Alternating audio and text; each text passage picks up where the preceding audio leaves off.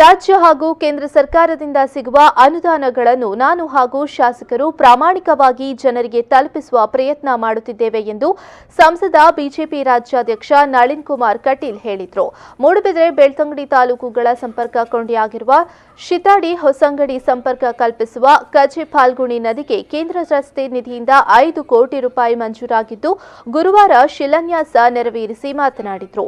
2 ವರ್ಷಗಳ ಹಿಂದೆಯೇ ಕೇಂದ್ರ ಸರ್ಕಾರದಿಂದ ಹಣ ಮಂಜೂರಾಗಿದ್ದು ಹಿಂದಿನ ರಾಜ್ಯ ಸರ್ಕಾರವು ಆ ಹಣವನ್ನು ಸದ್ಬಳಕೆ ಮಾಡದಿರುವುದರಿಂದ ಕಾಮಗಾರಿ ನಡೆಸುವಲ್ಲಿ ವಿಳಂಬವಾಗಿದೆ.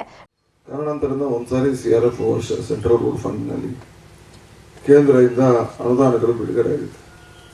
ಹಂತವಾಗಿ ಬಿಡುಗಡೆ ಪ್ಯಾಕೇಜ್ ಸಿಸ್ಟಮ್ಗಳಲ್ಲಿ ಕಳೆದ ಸರ್ಕಾರ ಅದನ್ನು ಏನು ಮಾಡಿ ನಮ್ದು first phase, second phase, third face ಇನ್ನೂ ಆಗ ಬಿಡುಗಡೆ ಆದ 1-2-3 ರಸ್ತೆಗಳು ಇನ್ನೂ ಜಿಲ್ಲೆಯಲ್ಲಿ ಬಾಕಿ ಇದ್ದಾವೆ, ಇನ್ನೂ ಆಗಲಿಲ್ಲ.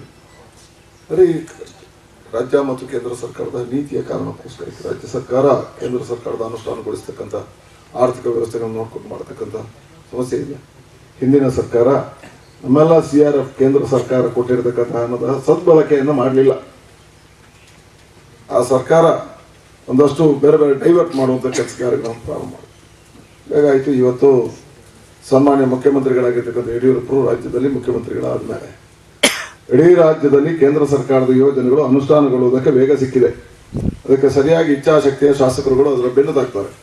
ಇದೆಲ್ಲವೂ ಕೇಂದ್ರದಿಂದ ಹಣ ಬರ್ತದೆ. ಬಹಳಷ್ಟು ಜನರಿಗೆ MP ಏನು, MLA ಏನು, ಪಂಚಾಯತ್ ಮೆಂಬರ್ ಏನು, ಪಂಚಾಯತ್ ಅಧ್ಯಕ್ಷರೇನು, ಜಿಲ್ಲಾ ಪಂಚಾಯತ್ ಮೆಂಬರ್ ಏನು, ತಾಲೂಕು ಪಂಚಾಯತ್ ಮೆಂಬರ್ ಏನು ಗೊತ್ತಿರುವುದರ ಸಹಜ.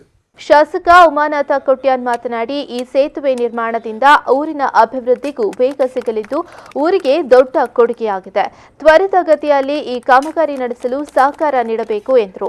ಈ ಭಾಗದ ಅನೇಕ ಜನರ ಕೇಳಿಕೆಗಾಗಿ ಇದನ್ನ ತಂದಿದ್ರು.